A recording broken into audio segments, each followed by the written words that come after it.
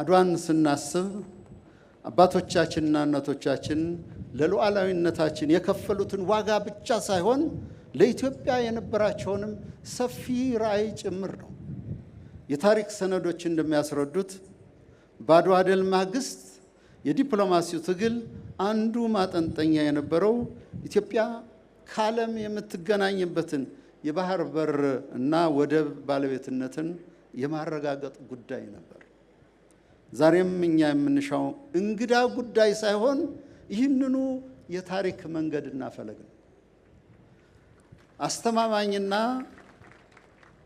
ዘላቂ የባህር በር የማግኘት መብታችን የአድዋ ሰማዕታት ካወረሱን የሉዓላዊነት አደራ የማይነጠል ነው።